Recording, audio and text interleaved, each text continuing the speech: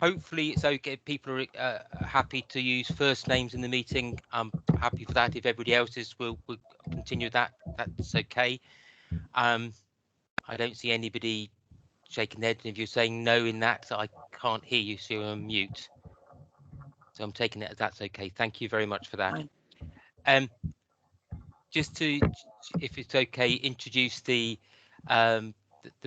people from the borough in terms of this call. Then I'll maybe ask everybody to go around, just briefly introduce themselves, and I'll go down the participants list in that order. But I'm Dave Hodgson, I'm the elected mayor and leader of the council. I then also got Michael. Do you want to introduce yourself? Yes, thank you. My name is Michael Headley. I'm a councillor on the Mayor's Cabinet with responsibility for finance, but also for rail matters in the borough. Thank you very much. And John Shortland.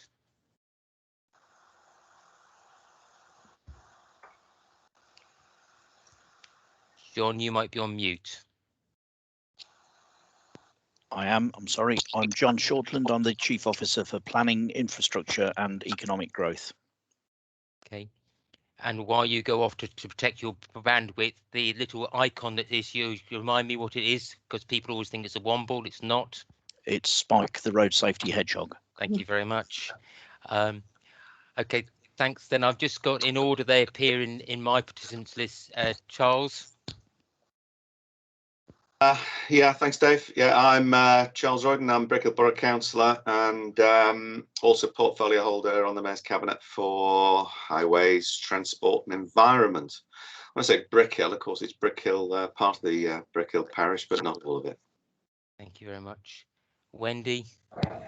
Thank you, Dave. I'm Borough Councillor for Brickhill Ward and also portfolio holder on the Mayor's exec for Adult Services.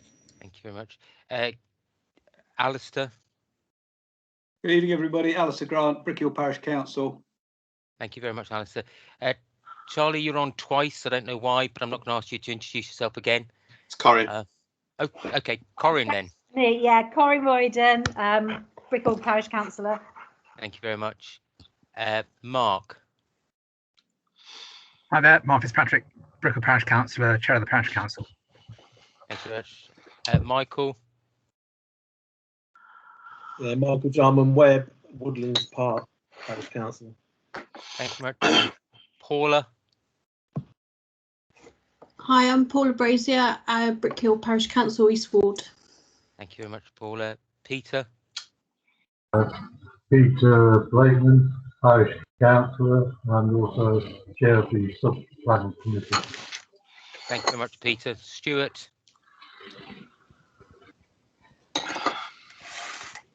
Stuart, I think you're on mute.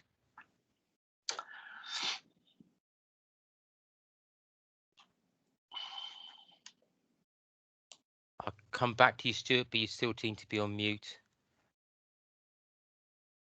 Try again. Yes, thank you. I can hear you loud and clear now. Yep, Stuart.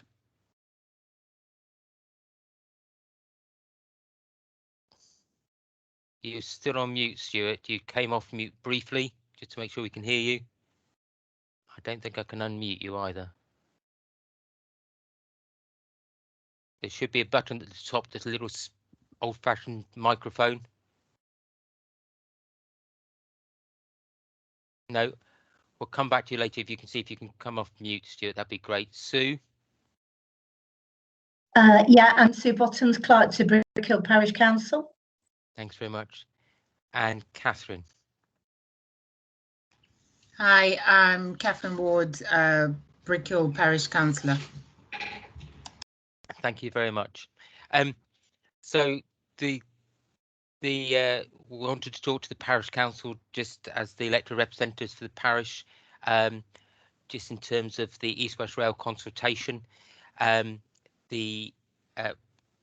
Before we start, I can just say, sure, I'm sure you will, but we're gathering information so we can put a motion. We've got a special council meeting on the 2nd of June, where we're gathering from yourself, from other groups, your views about a whole range of stuff within the consultation, and we'll put that to a motion of full council on the 2nd of June to put into the consultation. But that said, I am sure you will, but please make sure individually and collectively you put in a response to EWRl consultation, because it is important to do that, because they are the decision makers in that, along with the government, about what's going to go forward. So be appreciated, please make sure you put it in there, and we'll try and do our best to get people's views from across the borough in terms of putting the borough's response in, and it will be, as I say, for the council to discuss going forward on the 2nd of June. We've sent through a suggested agenda. The first item after this bit is the Clapham to St Neots alignment. Number of things to look at there. To look at the sensitive environmental locations, impact on homes, construction issues, any suggested mitigation from that, and do you have a preferred alignment? And I don't know if you've got a particular order. Mark, Chair, do you want to take that in any particular order? Yeah, Dave, thank you very much. We have had a pre-meeting with some of the councillors. We've gone through this. Obviously, we've read through the agenda and we've collated various thoughts. And if it would help, I have got some, we've basically summarised it item by item in a slide deck. That'll be very helpful. Paula, you've got your hand up. Do you want to come in there? Yeah, whilst I agree with what Mark is saying, I don't think that is the whole of this meeting. There are other questions parishioners have sent to us, so I'm just mindful of time. Indeed, thank you very much, Paula. And hopefully we'll get to all of those, but if we don't, and our aim is to get to all of those, that please do send them in and we'll try and give you a written response to those. Okay, Paula? We will do that. So if Paul does that, I'm just aware that Stuart, if we've heard you briefly and going off them, hopefully you can come off mute or put something in the chat bar if you're unable to come off mute. Is that better? Yes, thank you very much. Yes, I hear you loud and clear. Thank you very much. Okay. Welcome, I'll go back and mute again. Thank you very much, Stuart. Glad we can hear you. Have got a question. Over to you, Mark. Can you? Yeah, thank you, Dave. Right, so any minute now you should see some slides. Can you see my screen? And indeed. So that's your agenda, which is great. Just to say, the items in green are items we probably don't want to talk about. Though we may have individual views from a parish council point of view, they're not so significant for us. So we've got other items we want to probably cover in absolutely more detail. These, as I say, we've had a pre-meeting. The items we've collated, it's not necessarily a comprehensive list. Maybe people may have other things they want to throw into it, but it's just a starting point. And if you want to go into slide view, it means we can see it a bit better, Mark. Might do with a bit of luck, unless it goes a bit next one along. Yeah. That's it. But if this doesn't work, okay, is that all right? Yep, much better. Okay, good stuff. Right, so just the welcome, just to put it in context, if I may, first of all, this just illustrates our parish boundary, the dark black line. So there we've got the urban area down the south, and we've got the fields and the country park up here beyond Woodlands Park, and then we've got the fields beyond that point. So that's our parish, with Ramsden to the east and Clapham to the west. And just to reiterate, the two route alignments, 1 and 9, go straight through the rural part of the parish, the fields to the north of the country park. So we've got the one going to the further north, and we've got one around the east here. So, sorry, if I can just start off with the environmental locations item. To reiterate, obviously there's wildlife everywhere, but we have badgers, many badgers around this in this area on either side of the route alignment. So basically, invariably, there's going to be a problem with badgers trying to cross the line, and ideally we need to see some mechanism to allow them to travel across the line safely, and that's irrespective of which route is eventually decided. Also, it is adjacent. We realise the route is going to come up adjacent to Clapham Park Wood, and it looks as if it's going to be in a cutting. It does need to be far enough away from that wood, which is an ancient woodland, to avoid detrimental impact on the wood. I think they're the only 2 points we came up with on this particular topic. Mark, just suddenly crossed my mind that when you submit stuff as a parish and individually to EWRl, they have a consultation form, please don't be restrained by that form. I'm sure you won't be, but you can put in written submissions as well, because obviously some of the stuff that you've got here won't fit into East West Rail's convenient form. Yep. Yep. Okay, thank you. Okay, so moving on then, if no one else has got any comments. Impact on houses or homes. I know they're talking about using cuttings primarily, but I think they should also be considering some form of tunnels in some parts of the route just to help get the railway at a lower level than would otherwise be the case. And that would be probably primarily applicable for the Carriage Drive and Grays Hill areas on the route through the Brickhill area. We have got comments about noise and vibration, which obviously would also impact on homes, and we've got that covered off in mitigation. Okay. Yep, fine. So construction is obviously a big concern around the impact of the construction on the Brickhill area, and I guess the area around Brickhill as well. We want to reiterate that we don't see that Hawk Drive as a suitable access point into the site. It's a cul-de-sac with a footpath at the end. It's used by heavily used by school children, with Scott Primary School to the one side and Thomas More at the far end as well. And kids from Thomas More cross Hawk Drive to get from the school site to the playing field site. Equally, we're also commenting on about Grays Hill. Though it's outside of our parish, we do recognise it as being a single track road and very unsuitable for site access. We know they have to get into the site somewhere, but I think we need to be trying to direct it to roads which can accommodate the type of traffic which would be accessing a construction site like a railway. Noise, if noise is a problem, can be a problem at any time of day, but it's a particular problem at night and at weekends. And so we're suggesting there that in any form of site management process, there should be restrictions on hours to avoid overnight disturbance, and ideally to avoid weekend disturbance as well. Mark, one of the things that others have said to us is that further down, I think you're going to talk about electrification and traction. I think you said you'd talk about that. One of the concerns that others have had, and I think I share that concern, is that if it's retrofitted, you have the idea that the railways have to get possessions, so they'd have to do that at night when they're not railway. So as we've seen on the Midland Main Line, that was done overnight and very disturbing, whereas they actually fit it while they're constructing. They can do the piling for the gantries during the day and not do overnight piling, and that's and for us another reason why electrification should be up front, because you can mitigate the noise of the gantry construction. Yeah, absolutely, and we do cover that in the electrification to a degree anyway. Good. But thank you, Dave. Dust from a large construction site like this could be a real problem for people in the area, so steps need to be taken to minimise dust from that site. Again, depending on where how people are going to get to the construction site and from it, it may be necessary to have some form of weight limits to make sure site access traffic is going to the site and from the site in agreed routes.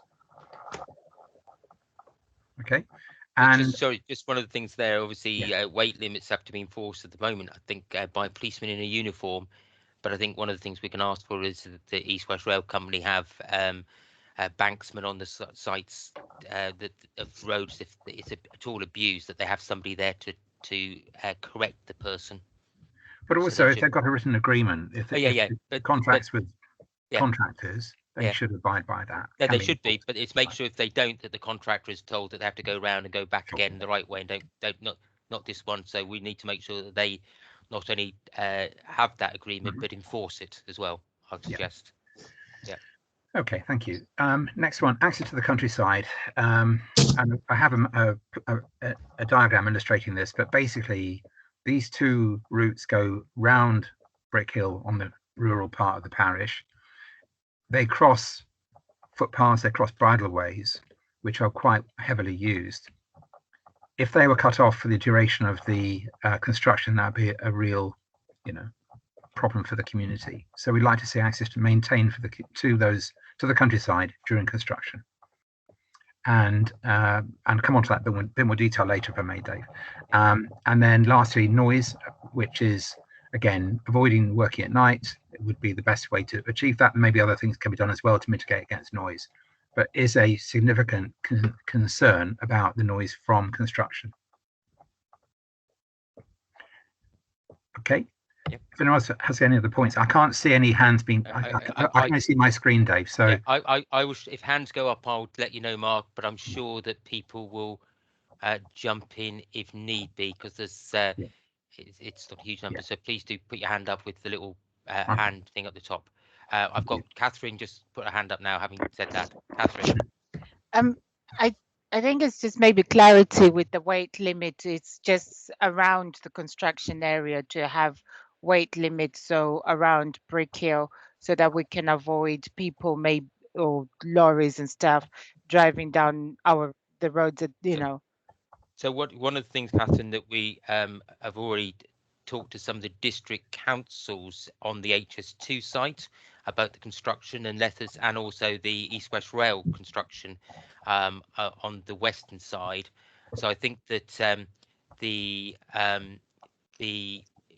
we want to see more of that, but also some of the parishes in Oxfordshire and Buckinghamshire. So I would look to try and organise a meeting where parish council representatives could meet the parish councils in Buckinghamshire and Oxfordshire to see what lessons they'd learned and what they would recommend, but before we get to the construction. So making sure we see what was a good practice from EWRl and what we'd like to see strengthened up a bit. John, you put your hand up to. Yeah, just one thing. If you have particular roads in mind where you think weight limits would be appropriate, could you possibly draw those on a map and send them in to me?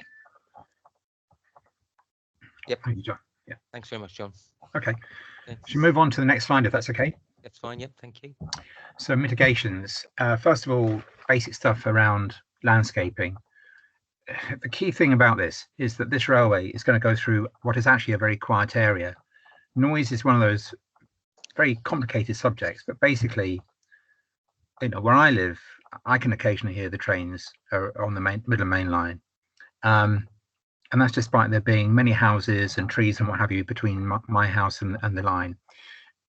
If the track is coming across the top end of Brickhill there, and all that's between the track and nearby houses, or when I say nearby, we're talking about maybe a kilometre, half a kilometre to a kilometre. If all that's between those properties and the railway line is fields, then that noise will easily carry across it. So use of profiling, bonding or whatever, will help mitigate against the noise from the railway.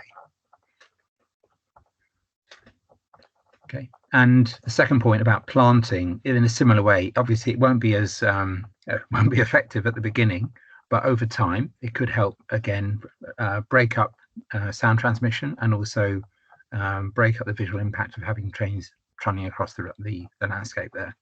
One of the things. Sorry, Mark. One of the things that it's a possibility is in certain places, depending where this construction is, there could be planting very early before the railway is completed in certain places. Okay. There's no reason, particularly depending how much land they get, there could be planting beforehand. I've got Alistair's got his hand up now. Alistair. Yeah, thanks, Dave. Just a quick one, Mark. I've been looking just an hour or so ago about the course section alignment diagrams, and just playing to your point about noise and disruption. Route 1, which is the northerly route as far as we're concerned, is in the main in a cutting as it goes through Brickhill. So it's virtually out of sight right the way through to the other side of Grays Hill. Now, Route 9, which is the one that happens to be nearest to the properties in Brickhill, is not. In fact, they're proposing a viaduct at the bottom of Grays Hill, virtually adjacent to the Woodlands Park development. So, there's they're not the same in terms of noise mitigation. I think Route 1, if you assume that something in a cutting is quieter, would be better, and it's further away. But Route 9 is really quite exposed, and actually, as it goes out through Ravenston, Renauld, there's a lot more viaduct involved in that route. Which, as you've mentioned, will cause more noise transmission. Thank you. Alistair, thank you very much for that. Charles? Yeah, thanks, Dave. I think I'd echo what Alistair said about Route 1 being preferable at first sight. It looks as if that's going to be further away from the residential areas, and it would also, if we could, allow the opportunity to increase the size of the country park. And if we were able to do that and have additional planting, I think that would be advantageous. I'd very much like to see the country park extended from its current size so that it gives greater access to the countryside, not less, and the planting would then be a great help. Mark, I don't know whether you're going to cover compounds, are you? The building compounds. If you're answering, you're on mute. Mark? That's quite scary. Actually, go on mute deliberately, Dave. No, and you've stopped sharing, by the way. You're now just sharing a big picture of me, which is quite scary. Yeah, Paul, I'll bring you in a minute if that's okay. No, we didn't cover compounds in our comments that we prepared. So can I just say one of the things that is worried some others is that the compounds in other places, obviously where the compounds are is quite important. Do you want to share the slides again, not the picture of me, Mark, if you can? Sure. Okay, sorry. I just I'm sure people don't want to see that.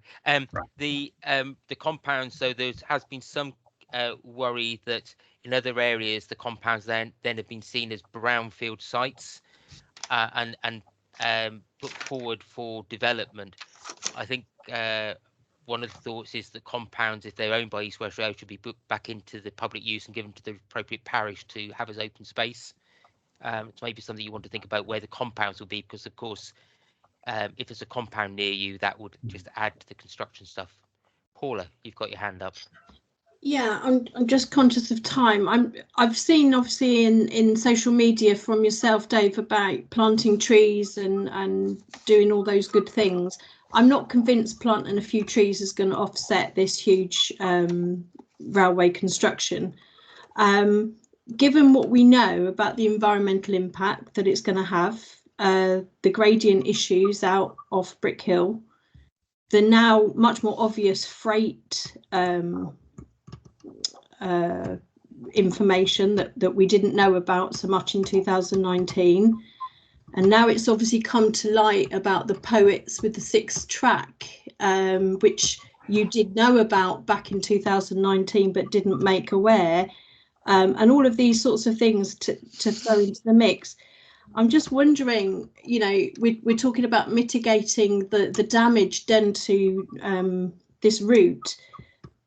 Is there not a question here about, now we know much more information, that actually we use all of this to look at a better solution than arguing all about this mitigation? Why are we trying to mitigate the damage this is doing to our green space? I think you've got to look at, and maybe Michael or John want to come in after I said a few words. I think you've got to look at the damage that cars and lorries do to the green space. And the complaints about, we're talking about HGVs, but we do have HGVs go through our roads, and a number of them, and we have lots and lots of cars. And as the government says, we have to have 1,275 new houses, that will continue to increase. And if we can keep them off the roads, it will actually reduce the damage. But Michael, John, Michael, the traffic survey that was done that I read said that using Bedford Midland would give 3 times the disbenefits of a southern train station, but I'm not sure why that was ignored. Michael? Yeah, just I'll come in on a couple of points. First of all, I think most people, it may not be everybody, but most people, certainly those leading campaigns, seem to all say that they support the concept of East West Rail. So the argument's very much about the route. And if we're talking about the route and using a different route, then I think we have to understand that there will be, if the impacts aren't here and a different route is taken, the impacts will be somewhere else. So we are I know Route B parish councillors, so obviously that's absolutely that's why obviously why we're meeting with you, to hear the concerns for Brickhill about these issues and what the issues are, so that we can listen to those and feedback, particularly where there's mitigations and things, we can feedback back to East West Rail Company. So it's quite right that you are representing the issues in your patch, but the point is, if it wasn't here, the railway, and you support the concept of the railway would be somewhere else, and it'd be causing similar, if not greater, issues in other parts of the borough. And I think you have to recognise that that's the case. Paula, can we just let people finish speaking and speak one at a time if we can, please, Paula? Thank you, Paula. Michael, it was sorry, I thought Michael had finished there. No, he hadn't. Beg your pardon, Michael. Beg your pardon. No, I hadn't. So I mean, I could give you a list of things and issues with other routes like Route B, which we could go into about the issues that are on there, because I know people have talked very much about Route B, but there's a whole load of issues with if Route B had been Corridor B had been chosen. I just want to come back to the and I'll do that if you want, but I'll come back to the parking survey that you're referring to. I think you've said there's 3 times as much impact with Bedford Midland as with a sort of a Southern Parkway station. I think there's a number of points that I need to make about that. Probably the first and most important is that survey was based, well, first of all, it was a fairly high level model, but based on a number of assumptions, but it was also based on a either or option, either using Bedford Midland or using a Parkway station to the south of Bedford. What we have as proposals before us now, this park consultation, is both the option of a railway station south of Bedford on the East West Railway line, as well as Bedford Midland. So in many ways, that survey doesn't reflect the current proposal that's being talked about anyway. But equally, the survey also, or the study also indicates that there'll be more traffic using Bedford Midland than a Parkway station, because more people would want to use the railway if it was a Bedford Midland than a Parkway station, which sort of speaks for itself, really. It's a more useful place for the trains to stop, therefore more people will use that station, and that's the assumptions they've made. So it's almost a self-fulfilling prophecy. If you assume more people are going to use the station, then you're going to assume that there's more traffic, and that's what the study does in my reading of it. But even with all those things, 3 times more, assuming 3 times more traffic because it's more popular, what it also does, and its summary, is it talks about there'll be negligible changes in delay, less than 15 seconds in the vast majority of the network. It also talks that it's been considered in either scenario that there is no real justification for mitigation on the road network due to the additional traffic which will be introduced. So they've studied both options as part of that study, and they didn't consider that any mitigation was needed because they said the increase in journey times was minimal, as I say, 15 seconds at most points in the network, and that most people wouldn't particularly notice that on a journey through Bedford. And I repeat the point made at the start point. This was assuming all traffic either had to go to Bedford Midland to catch the trains or Southern Parkway to catch the trains, when the proposal is actually to have both options available, which is obviously to spread the traffic between the two stations. Can I just say I have put some more general points at the very last slide. Okay, I'm just going to ask Paula, Mark, if we just briefly come back there, then Michael, then we go on the slides, if that's okay with Paula and Michael. Just briefly, Paula, then we'll try and get time at the end. Yeah, I'm not convinced that the same level of detail for the other station B has been done in terms of what we've got now at E. And in terms of the costings, E went from the most expensive to the cheapest after the consultation closed. We still haven't had the costings. What guarantees are there that this cost idea of E being the cheapest was why E was chosen? What guarantees are there that when it's all built, that actually E hasn't gone well in excess of the other routes that were on the table back in 2019? We can see HS2 is massively overspending already. I'm yet to see any evidence of the economic gain to Bedford, let alone Brickhill, on any of the documents I've read. Thank you, Paul. I'm going to ask Michael to come in and then just do both of them if you can, Michael Jarman Webb, then Michael Headley. Michael. Yeah, I mean, obviously we're gone off the agenda slightly, so I might as well carry on going off it. But if we can keep it brief so we can go back on the agenda, if you help me do that, that'd be great, Michael. Okay, just 2 points then. Why did the borough ignore the original Kilburn report from February 2019, which recommended a southern route? I believe you got it redone. And also, when was the borough first aware, precisely, not just a summer of 2019 figure, but what month, preferably which date, were you first aware of the 6-track preferred option by East West Rail? Michael, do you want to come back on both those, and Mark will come back onto the agenda if we may. Okay. Yeah, no, that's fine. Yeah, so in terms of the change of cost, clearly those are really questions for East West Rail Company, because they're the ones who did all the work on it, but they have published on their website extensive documents about the costs. So if you look on their website under the document library, they have extensively gone through the reports, and it is, I mean, put it simply, between the two, the two reports were sort of a year apart, weren't they? The original consultation and the decision, and during that time they did further work, and that's, I mean, that's very simply what a version of what happened. And I say that there are lots of documents, quite detailed documents on the East West Rail Company website that go through those changing costs. There are also all these routes that we're looking at now.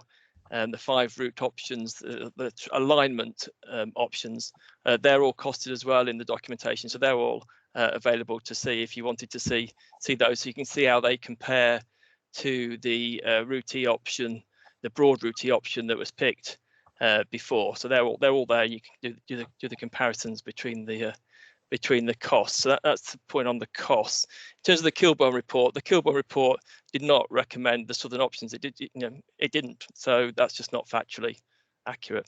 Then in terms of the 2019 6-track issue, as you will have seen, we've said in the summer of 2019. I don't have a precise date. I know we responded in August, so I presume it was around the August time. We verbally had information that the East West Rail Company, as an option for the route E alignment, were considering whether they needed 6 tracks as one of those options, and we wrote to them at the time to say we didn't think that was necessary, and explained why we didn't think that was necessary. As it happened, when they announced the decision in 2020, it wasn't part of their decision. They didn't include the 6-track as part of that decision in 2020.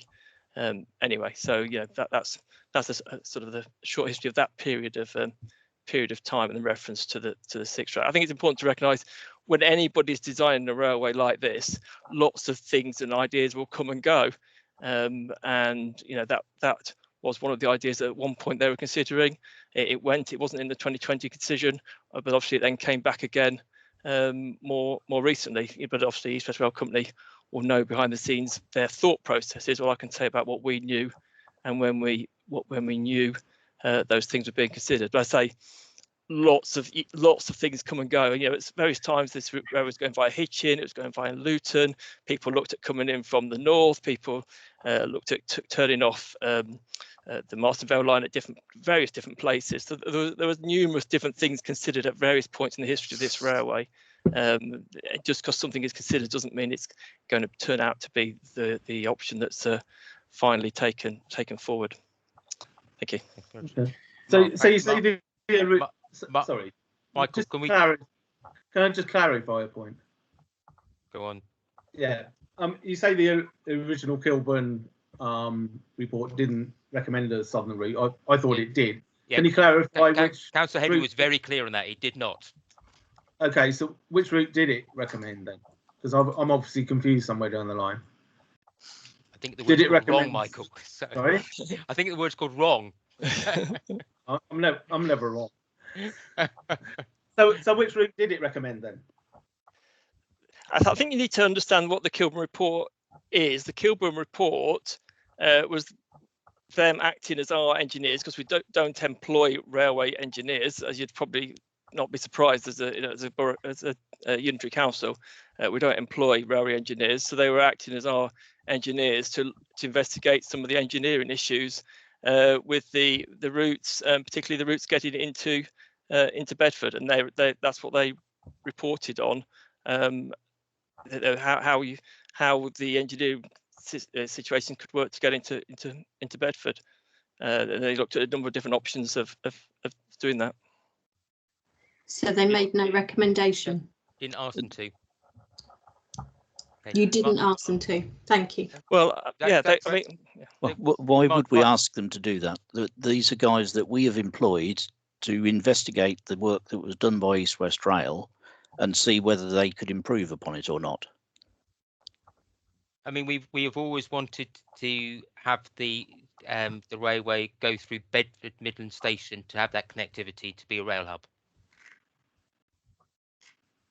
Mark, can we go back to the agenda and press on with those? Sure.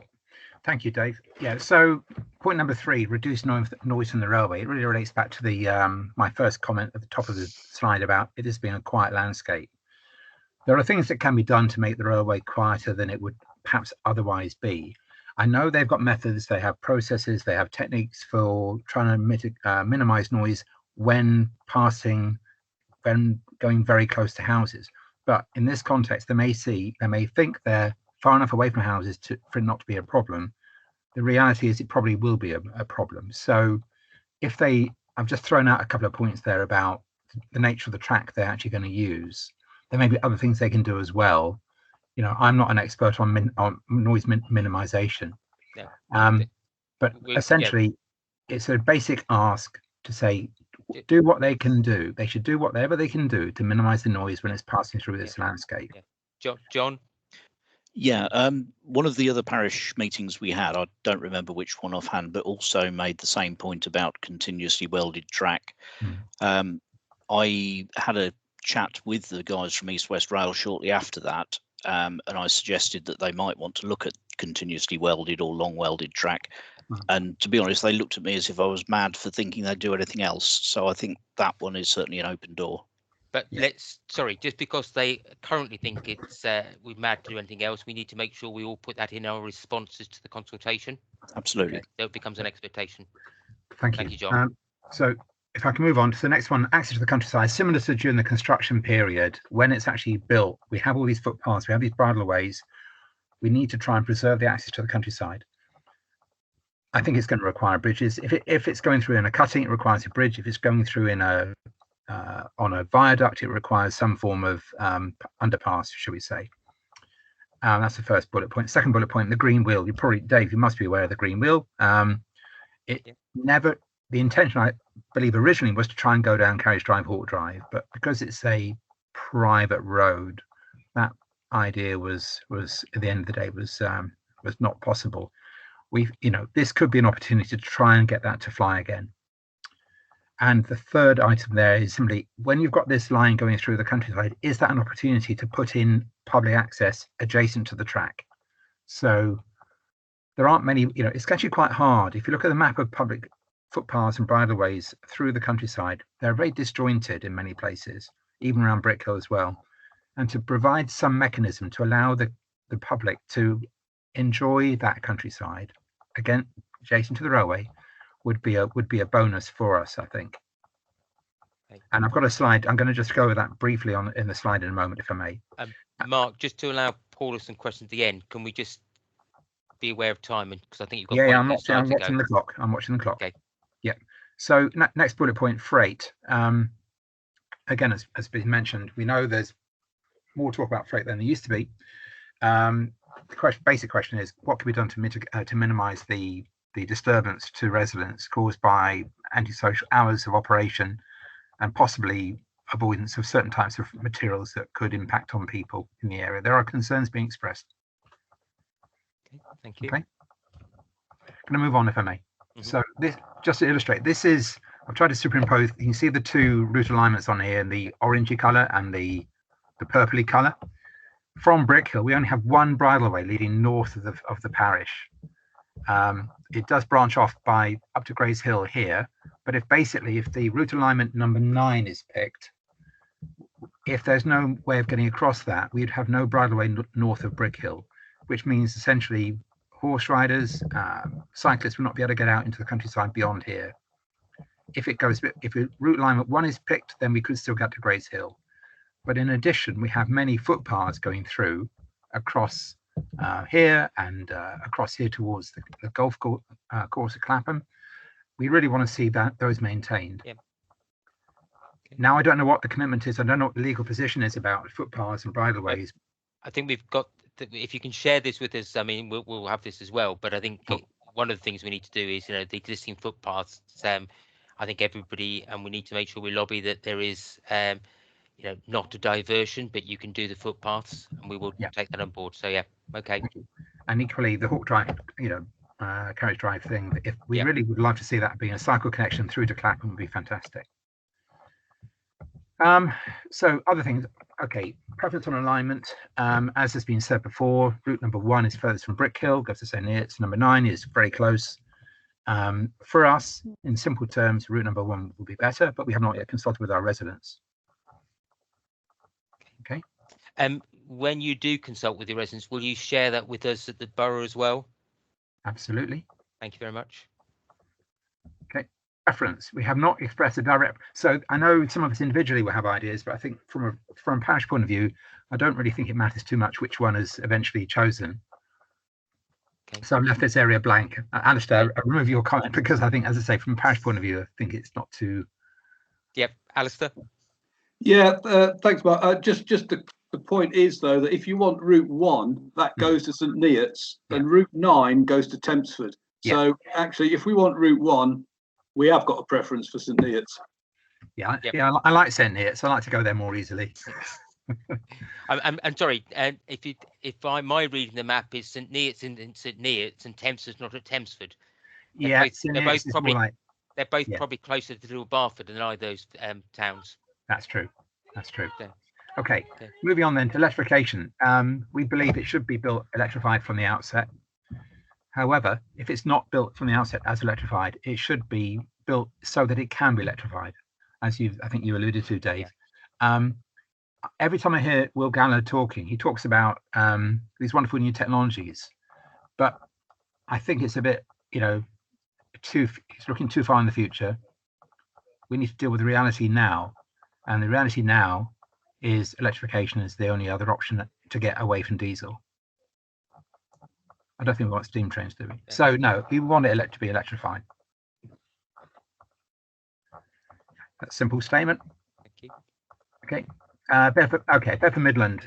Just one. I mean, again, from our point of view, from a Brickhill Parish point of view, the only real consideration for us is if it is rebuilt and moved. I think some form of better integration on the bus service into that. At the moment, I think the buses stop in Ashburnham Road, and people have to cross over the zebra crossing to get in there if they're going to the station. It's not an ideal way of handling it. How more accidents don't happen at Bedford Station, I have no idea. With the random movements of various pedestrians, cyclists, cars, buses, all kinds of stuff. Yeah, and I'm sorry, it was also said in our meeting yesterday that there's even a problem coming back from there because you're trying to merge the flow of traffic coming out from the station car park itself, plus the bus lay-by. So it can do with significant improvement. Indeed. Okay. Route north of Bedford Station, congestion is a major concern, obviously, during construction. And we need a real plan which seeks absolutely to avoid potential chaos.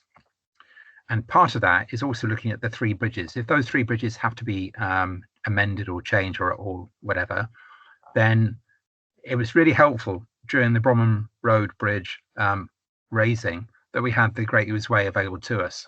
I certainly was very grateful that Dave that was there. So thank you for that. Otherwise, my trip to work in Milton Keynes would have been an absolute nightmare.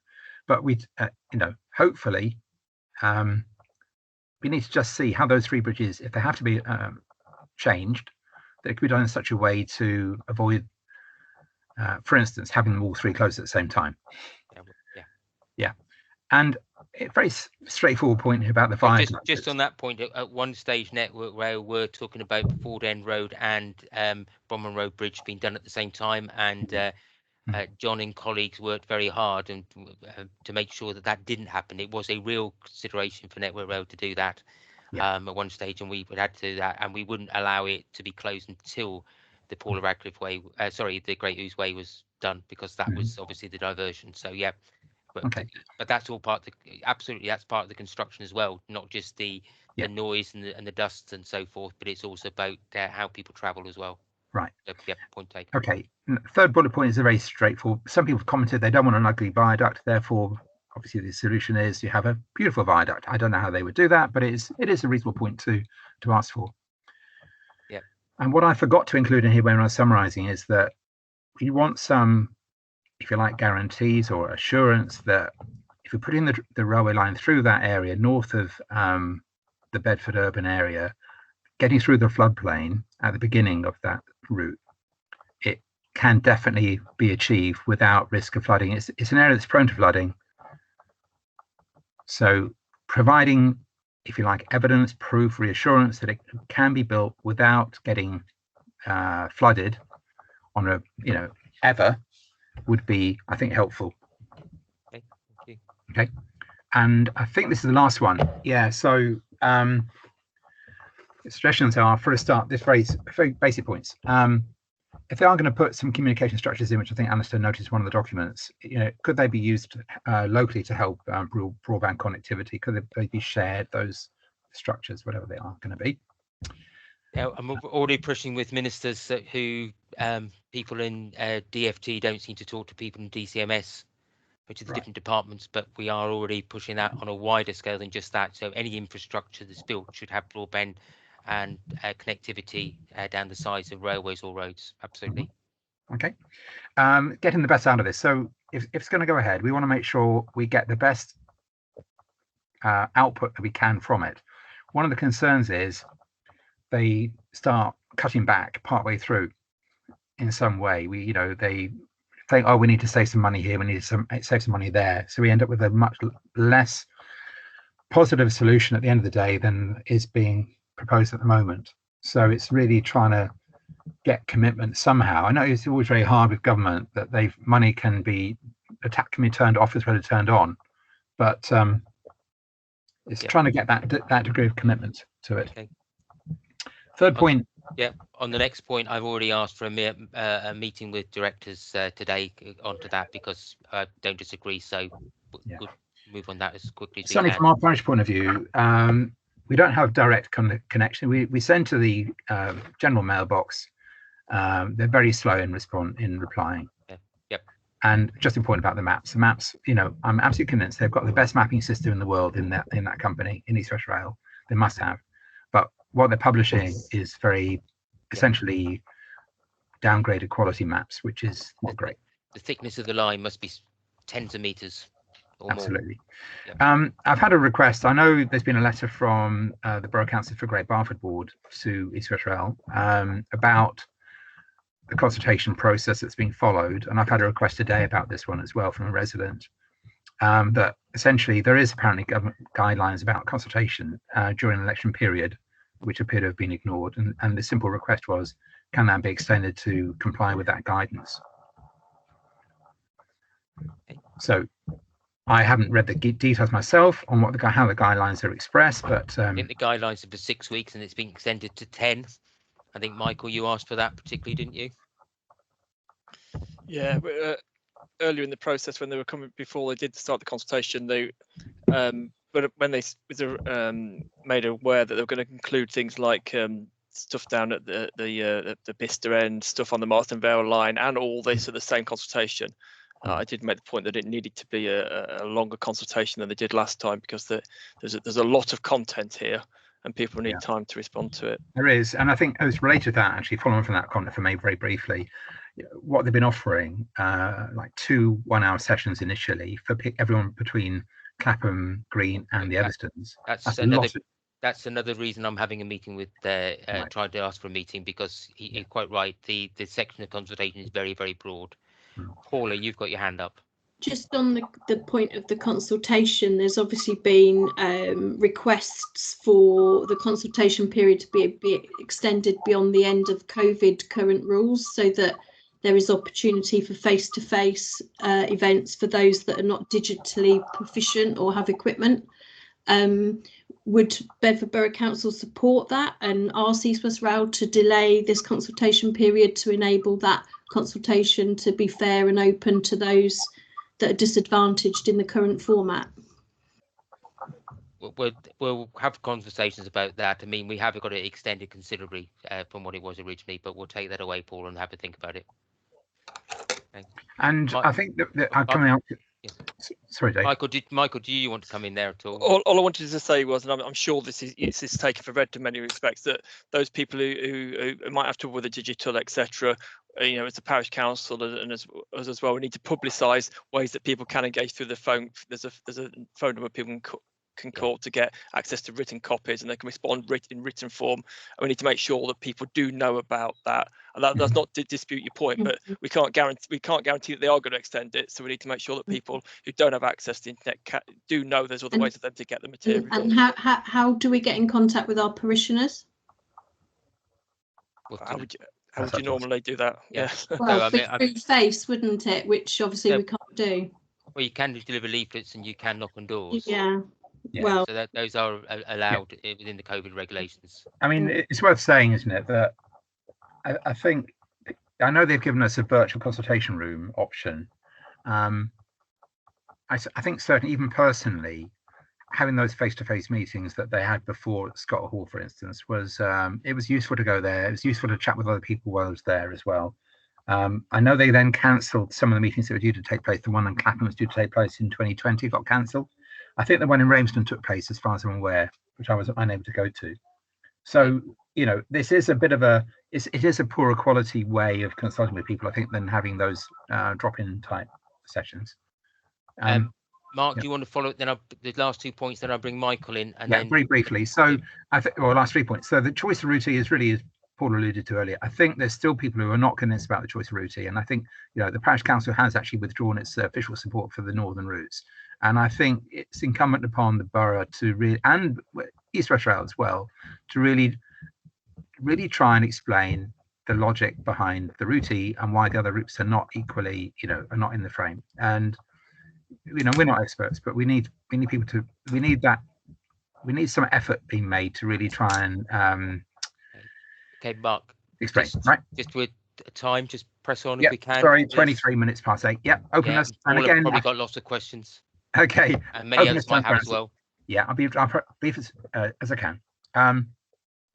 Every stage that's gone through in this process, more things have emerged from the woodwork, which have really ended up upsetting people, which is, regrettable. I'm not sure whether it's it was, bound to happen. But, for instance, the 6-track thing this time round, the fact that the northern route compared to the southern routes. I'm not sure what could be done. I'd like to have seen something I don't know how we could have done that better, or it could have been done better. But I just think we need to try and be as open as we possibly can and make people aware of what's actually going to happen at each stage. It's really important now people to understand that the choices being taken, the decisions being taken now mean X, Y, and Z. And then what is the next stage? What does that mean? Yeah. Mark, come on. Yeah. We can move it on, please, because people have got questions. Yeah. The point That's it. So that's my last point, obviously, Dave. Well, your final point, but I think we've agreed that already. It's been done. I mean, the key thing is that this is not our consultation, not our project. We have a view about it affecting Bedford's economy, and we said that, so that would be good. I had Michael first, then Paula.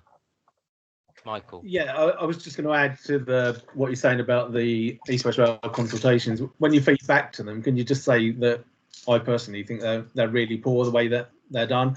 I mean, the actual communications on them is very bad. The audio today was dropping out. I only heard half of what was going on.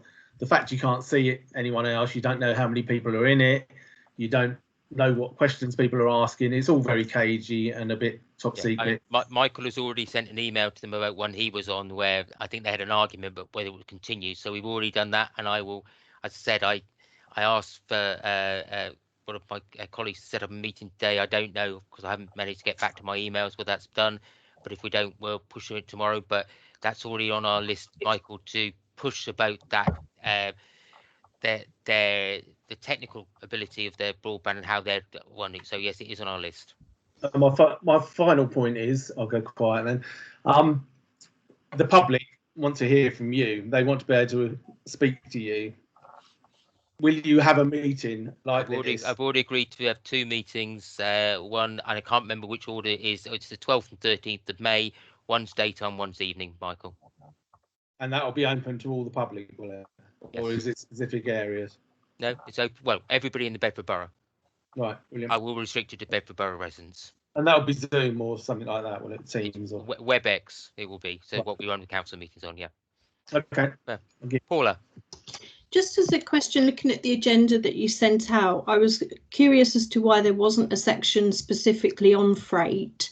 We discussed last night at our pre-meeting that the documentation seems to allude to 18 hours of running time, but doesn't actually commit to when those 18 hours are, i.e. is this in the middle of the night still?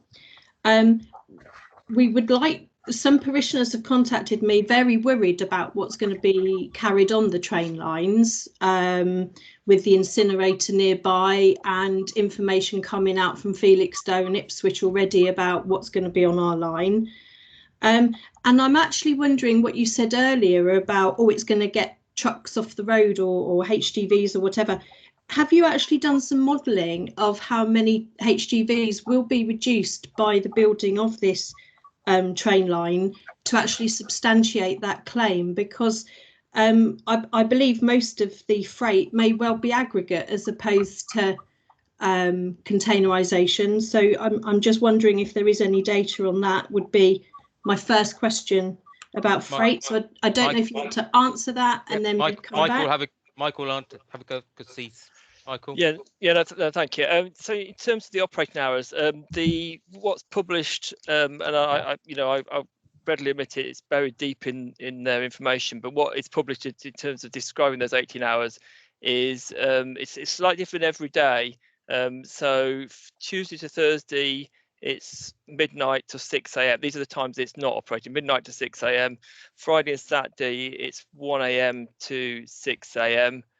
Saturday and Sunday, it's 1 a.m. to 7 a.m. Sunday and Monday, it's 11 p.m. to 6 a.m. And they're the times. I'm maybe talking it slightly at cross purposes in the sense that they're the times I've identified that the railway needs to be closed for maintenance. So they basically close the railway overnight for maintenance reasons. And obviously there won't be any freight trains. So the 18 hours will be within the hours that it's open, if you see what I mean. And these are the hours that it won't be open overnight. So that's what they've said in terms of the hours that you say that they need to close it for maintenance purposes. In terms of other matters on freight, I think the most important thing, and if you're on the call today, which I was as well, I mean, they reiterated this. This is predominantly a passenger railway. That's we need to be absolutely clear about that, because some people have been spreading misinformation that this is predominantly a freight railway. That is just absolutely not true. This is predominantly a passenger railway, but that doesn't mean if you build a railway, there may well be freight trains travelling on it. But in their documentation, okay, I'm telling you what I've read in their documentation. In their documentation, that they do outline there's a lot of restrictions with the railway they're building in terms of being able to use it for freight, because of the way the junctions will be, the alignments of the junctions, and the capacity, particularly, and I've heard them say this live as well as obviously in the documentation, is the capacity of getting on and off East West Rail.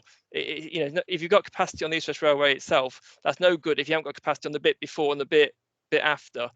So, for instance, in their documentation, they show the bit sort of coming out of Cambridge towards East West Rail, where there's only 9 paths a day in total, both directions added together.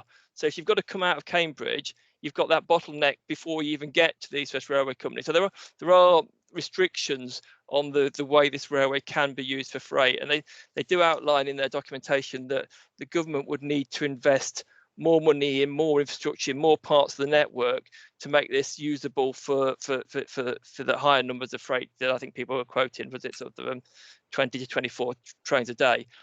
That's not possible with the basic passenger railway they're building. The government would need to invest more. And there's a whole section in the technical consultation, section 310, that talks very much about what about that. Obviously, it's not been decided whether that capability will be provided. It says, it talks about the bits that need, it says which do not currently form part of the project. So it talks very much that that other bits would need to be done to make this more usable for freight up to the sort of 20 to 24 trains a day that people have been talking about. Can I ask you then to just confirm that you've done no modelling to know how many HGVs will come off the road as a result of this? Because earlier you said, looking at the bigger picture to get, vehicles off the road, and I accept cars are vehicles as well as lorries. So I think that was my point, Paula. That if we do have freight, it's got to move somehow. And if it's on a railway, it won't be on a road, and it doesn't matter what freight. So no modelling, but if we, general principle. General principle is that if it's in a railway, it's not a principle. Yeah, okay, absolutely. Thank you. Well, we don't know, as I've just described. We don't know, and East West Rail Company don't know. They're not how many trains freight trains they're expecting. And what they're saying is it won't be the high numbers that people have been quoting without changing the project that's being consulted on now by other bits of the infrastructure being improved. Their business case, is it being designed on the passenger railway? Yeah, this is predominantly a passenger railway. That's what they're what they're doing. Again, they said this on the call today. Again, I'm sort of repeating what East West Rail Company have said, because that's what we've got. That's what they're consulting on. That's what we've got before us. What they said again on the call today is that what they're trying to do is maintain the capacity, the freight capacity that's already on the network. Where the East West Rail Company, where the East West Rail line interacts with existing net bits of the railway, and existing, Marston Vale line, for instance, is an existing bit of railway. A bit near Cambridge is an existing bit of railway. They don't want to reduce the freight capacity than what's already there now, and that's their first thing to do, is make sure they don't reduce freight capacity by putting the passenger trains down there. And Paula, Alistair's had his hand up. Okay, beg your pardon, Alistair. No. So one more, but he's taken it down now, so I don't know whether he wanted to come in, and I'll come back to you, Paula, for the last couple of minutes. Okay. I was just going to mention the 18-hour question, but Michael has already done that for me. Thank you. Thank you very much. Paula, last couple of questions if we can. Yeah, I had another email from a resident who was asking, now the impact of the 6th track, the Poets area, with the demolition of houses, the disruption to the road network around Paula Radcliffe Way, etc., for the time of construction, the bridge works that you've talked about, the viaduct, all of the mitigations. Who and when will information come out as to the actual physical cost of this, and how the benefits have actually been worked through? Because if you knew back in 2019 that the 6th track was a potential, I'm just wondering, the cost information that you allude to being on the website is not that user friendly from a layman's perspective in terms of actually understanding the costings, and I'm not convinced Paula, that all of this has been factored in. So, Paula, ultimately, the decision about whether to invest in this will be a government decision. For sure.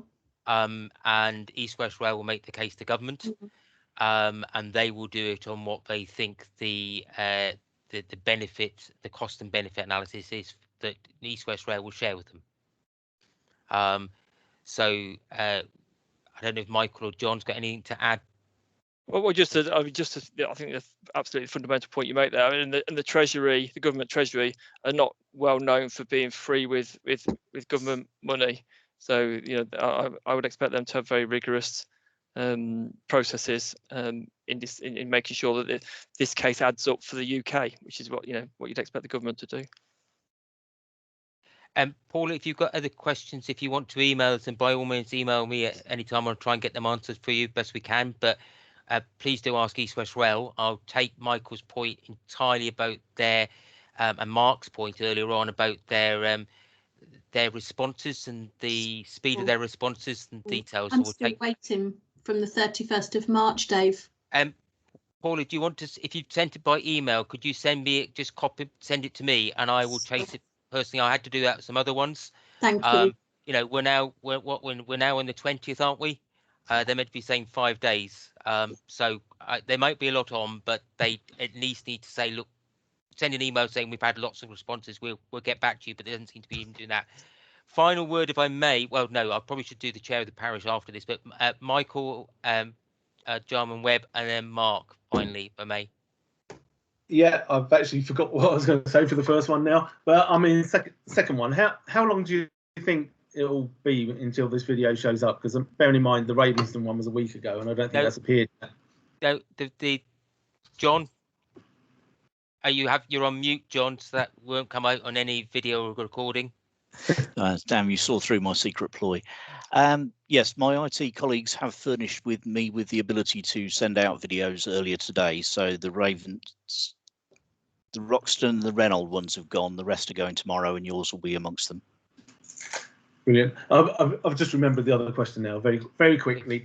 Right, rail capacity at the minute is passenger usage is 25% of capacity, and within the next 10 years, it's not expected at best to be more than 80% of current pre-COVID usage. Do you personally think that will have an effect on this scheme going ahead? I think that the government will look at all the schemes. You've got to do that figure along with the growth that we have in the local plan. So the 1,275 houses that the government is demanding we build a year, the near 2,200 that Central Beds are having to build a year from the government's plans, about 1,800 in Milton Keynes, and about 2,000 in the sort of the western side of Cambridgeshire. So though the demand on current numbers may reduce, as we increase, and we're told to increase the number of houses, there'll be more people that want it to. And what we don't want them to do is clog up the roads anymore. We need to actually try and mitigate that. Michael. Yeah, and obviously it's a good question, because how does COVID impact things? But the East West Rail Company again have got a useful fact sheet on about how they're treating COVID and their thought process in that. One point they make in that, I mean, one obviously the work this through as things re-emerge out of lockdown.